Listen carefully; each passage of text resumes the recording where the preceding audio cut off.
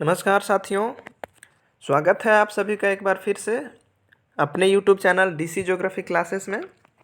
यदि चैनल पर आप नए हैं तो चैनल को सब्सक्राइब कर दीजिए और बेल आइकन को प्रेस कर दीजिए ताकि हर नई वीडियो की नोटिफिकेशन आप तक आसानी से पहुंच जाए। और हाँ, एक चीज़, यदि आपने चैनल को सब्सक्राइब कर लिया है तो अपने दोस्तों के साथ इसे ज़रूर शेयर करें। तो चलिए आज हम स्टार्ट करते हैं इंडियन ज्योग्राफी का कंप्लीट PYQ सीरीज, जिसका पार्ट 4 आज है। तो आइए स्टार्ट करते हैं। तो ये रहा आपके स्क्रीन पर आज का पहला प्रश्न।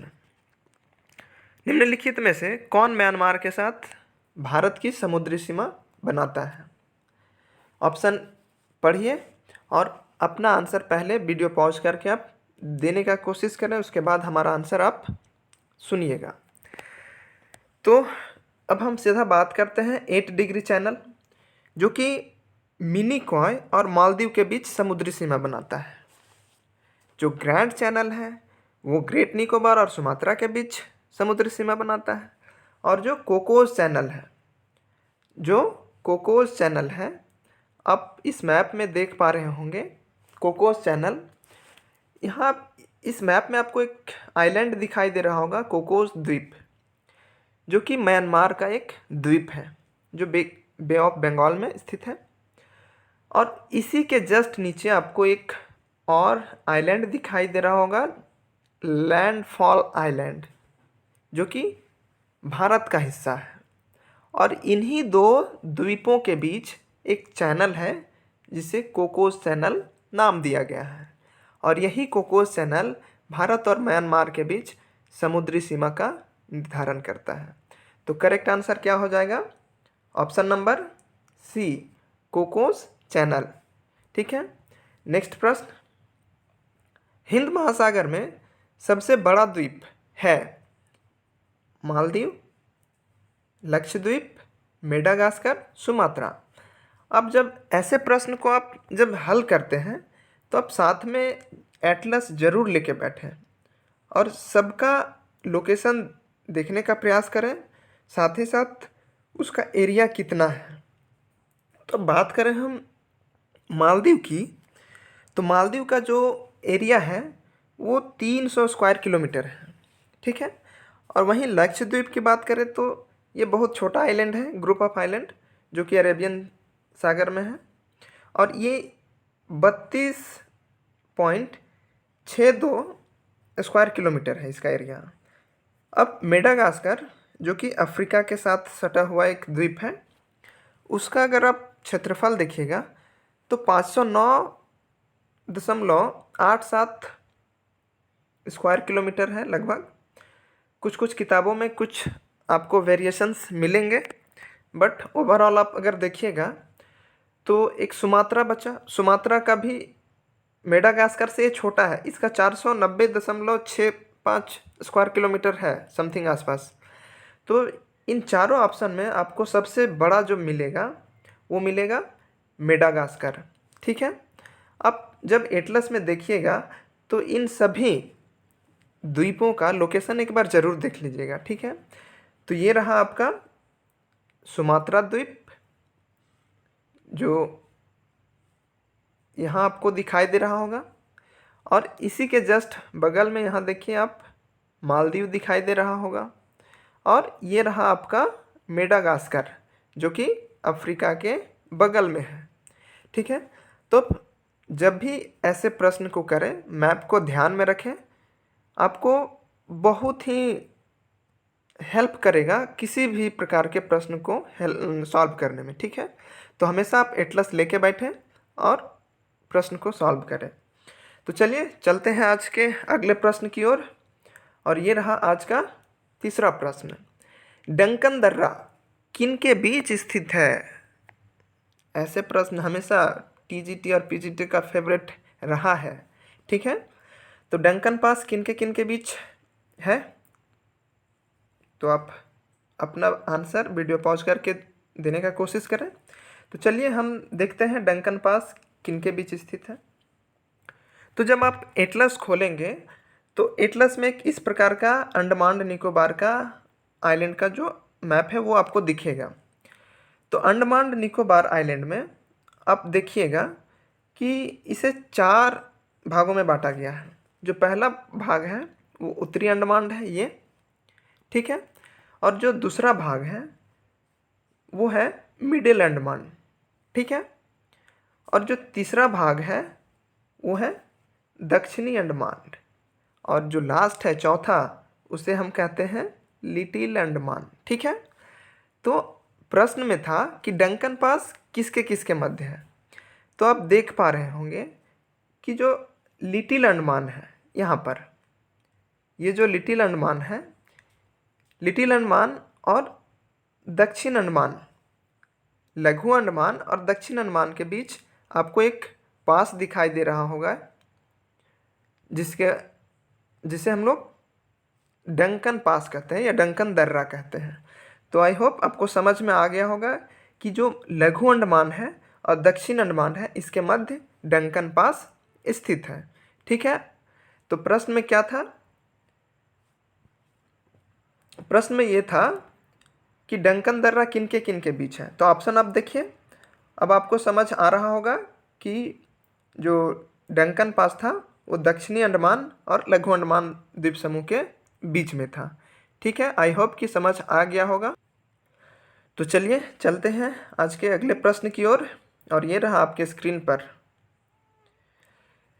वेरी वेरी इंपॉर्टेंट क्वेश्चंस ये भी है, क्योंकि ऐसे प्रश्न हमेशा हर बार टीजीटी और पीजीटी में पूछे जाते हैं।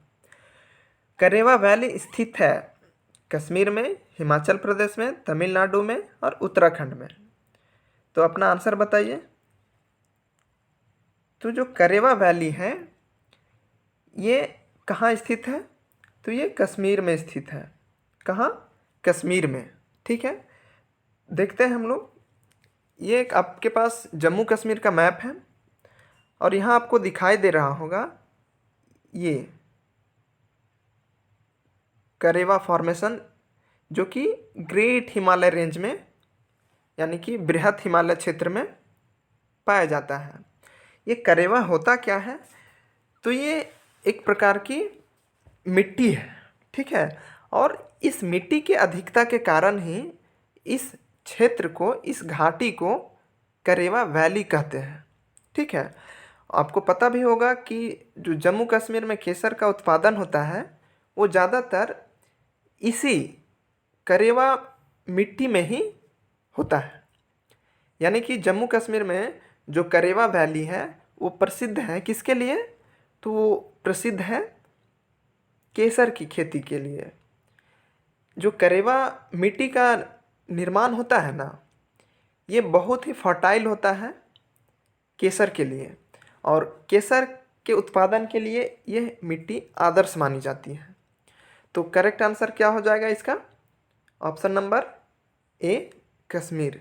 तो करेवा वैली कहाँ है? कश्मीर में स्थित है। तो चलिए चलते हैं आज के अगले प्रश्न की ओर। ये रहा आपके स्क्रीन पर। ब्रह्मपुत्र नदी का उद्गम से होता है Chemayungdung glacier, Pindari glacier, Yamunotri glacier या गंगोत्री ग्लेशियर। तो आप अपना आंसर बताने का प्रयास करें। आई होप आंसर आपने दे दिया होगा। तो इसका करेक्ट आंसर जो है वो क्या है? चेमायुंगडुंग ग्लेशियर। अब जो चेमायुंगडुंग ग्लेशियर है, आप अगर इंडियन ज्योग्राफी में देखिएगा किताब में, तो बहुत से जगह पे आपको अलग अलग चीज़ें देखने को मिलेंगी।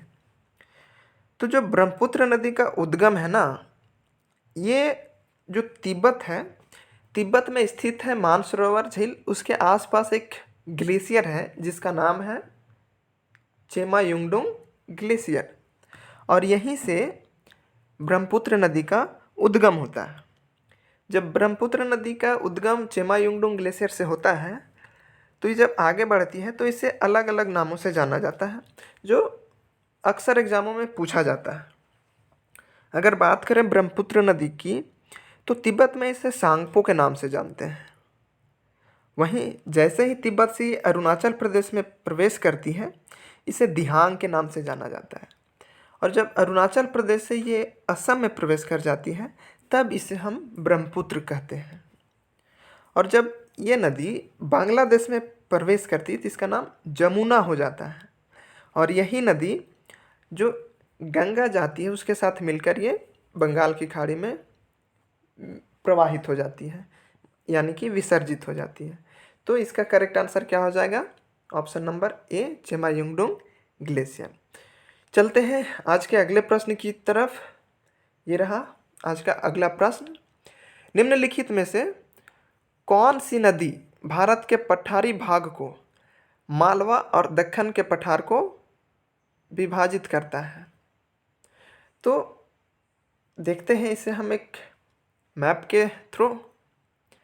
जो मालवा का पठार है, आप यहाँ देख पा रहे होंगे मैप में, ये जो मालवा का पठार है इसका विस्तार, कुछ विस्तार इसका गुजरात में और मध्य प्रदेश में है, ठीक है। और जो डेक्कन प्लेट्यू है उसका विस्तार आप देखिएगा, ये रहा आपका डेक्कन प्लेट्यू। और डेक्कन प्लेट्यू पूरा साउथ इंडिया, यानी कि जो प्रायद्वीपीय भारत है उसका अधिकांशतः भाग ये दक्कन का पठार इसमें विस्तृत है। तो जो दक्कन का पठार और मालवा का पठार, चूँकि यहाँ प्रश्न पूछा है क्या कि मालवा का पठार और दक्कन के पठार से विभाजित करता कौन सी नदी, तो आप यहाँ इसमें मैप में देख पा रहे होंगे कि यहाँ एक नदी प्रवाहित हुई है जिसका नाम है नर्मदा। तो नर्मदा ही नदी है जो कि मालवा के पठार और दक्कन पठार को विभाजित करती है। और एक चीज़ और ध्यान रखिएगा कि अरब सागर में गिरने वाली सबसे बड़ी नदी नर्मदा नदी ही है, ठीक है। तो ये भी आप ध्यान रखिएगा। तो जो क्वेश्चन था इसका करेक्ट आंसर क्या हो जाएगा? नर्मदा नदी ही है जो कि मालवा के पठार और दक्कन के पठार से विभाजित करता है, ठीक है। नेक्स्ट प्रश्न की तरफ चलते हैं। प्रश्न नंबर 7, निम्नलिखित में से कौन सा हिमालय में पर्वतीय मार्ग नहीं है? क्वेश्चन को ध्यान से पढ़िएगा, क्या पूछा है? हिमालय में पर्वतीय मार्ग और फिर नहीं है। अक्सर हम लोग क्या करते हैं कि पूरा प्रश्न पढ़ते हैं, लेकिन ये जो नहीं है ना, इसे हम लोग भूल जाते हैं। कभी कभी जल्दीबाजी में इसे छोड़ देते हैं और पढ़ देते हैं कि हिमालय में पर्वतीय मार्ग है। तो ध्यान से पढ़िएगा, नहीं है पूछा है, ठीक है। तो आइए एक हम मानचित्र के थ्रू आपको बताने का प्रयास करते हैं। आपको जम्मू कश्मीर का यहाँ मैप दिखाई दे रहा होगा, ठीक है। तो प्रश्न में पूछा क्या है? ऑप्शन नंबर ए है यहाँ पर खारदुंगला, फोटुला और पालघाट और अघिल दर्रा, और पूछा है हिमालय में नहीं है, ठीक है।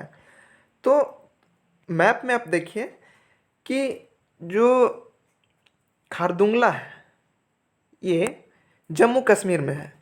जब आप लेह से नुब्रा घाटी की तरफ जाते हैं तो लेह से नुब्रा घाटी जाने के क्रम में आपको खारदुंगला दर्रा मिलता है, ये आपको ध्यान रखना है, ठीक है।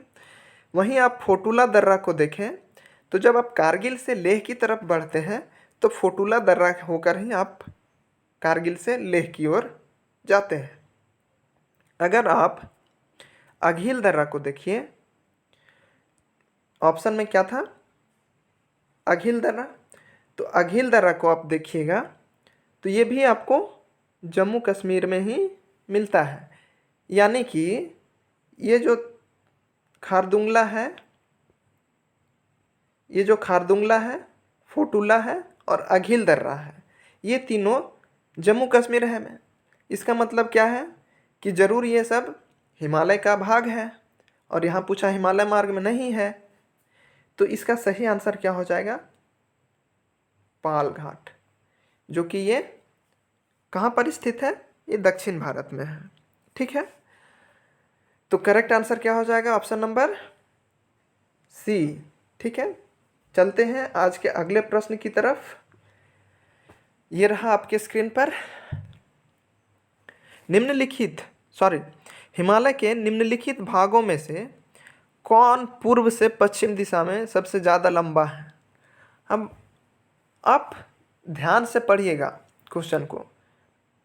पूर्व से पश्चिम दिशा में सबसे ज़्यादा लंबा है। ठीक है, तो कुमायूं हिमालय, भूटान हिमालय, नेपाल हिमालय या पंजाब हिमालय। तो आइए आपको दिखाते हैं नोट्स हम अपना और जानने का प्रयास करते हैं।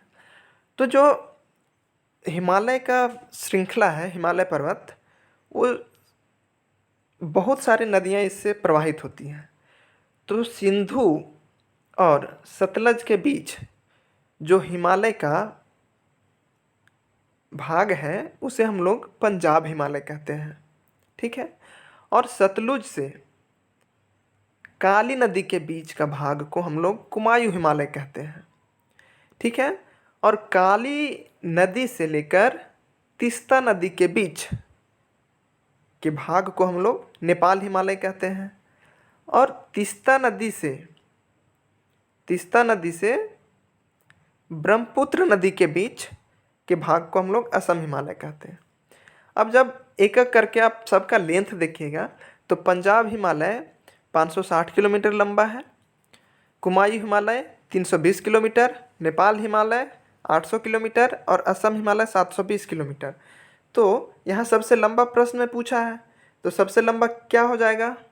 नेपाल हिमालय। तो ऑप्शन में यहाँ कहाँ है नेपाल हिमालय? तो option number C is correct answer.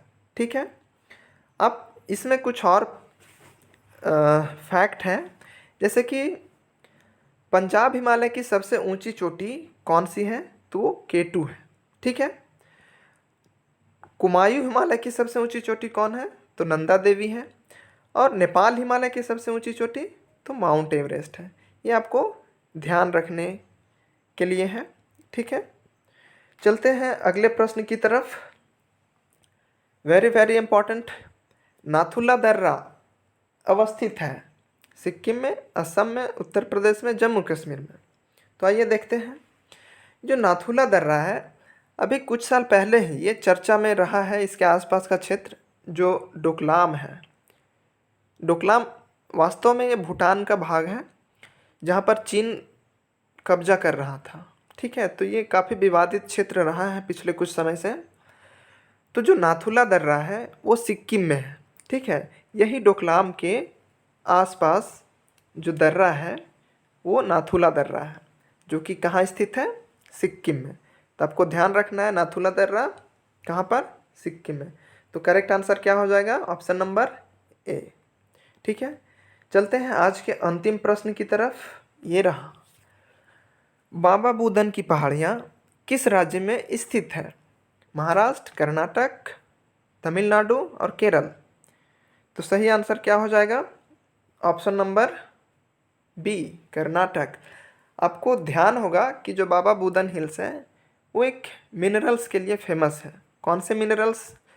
तो यहाँ पर जो आयरन ओर है वो अधिक मात्रा में पाया जाता है। तो यहाँ कर्नाटक में बाबा बुदन हिल्स जो पहाड़ी है, यहाँ पे आयरन ओर का एक माइंस है, खान है, इसलिए ये प्रसिद्ध है। तो ये था आज का हमारा प्रश्न। आप इसे मैप में देख सकते हैं। जो बाबा बुदन हिल्स है ये कर्नाटक में स्थित है। ठीक है, आई होप आपको सेशन अच्छा लगा होगा। अपने दोस्तों तक इसे ज़रूर शेयर कीजिए। आपके लिए यूनिट वाइज हर यूनिट का MCQ हम लेकर आपके पास आएंगे। आप ज़रूर इस चैनल को सब्सक्राइब कर लीजिए ताकि हर वीडियो आप तक पहुंच जाए। तो इसका आंसर की भी हमने इसमें प्रोवाइड कर दिया है। और यदि आप इस PDF को लेना चाहते हैं, यानी कि प्राप्त करना चाहते हैं, तो आप इस टेलीग्राम ग्रुप में ज्वाइन हो सकते हैं। इस वीडियो की हर PDF इस चैनल पे जो भी PDF है वो इस टेलीग्राम चैनल पर अवेलेबल है। तो आप आइए, आपका स्वागत है इस टेलीग्राम ग्रुप में। आपको हर PDF आपको यहाँ उपलब्ध है free of cost. Thank you so much.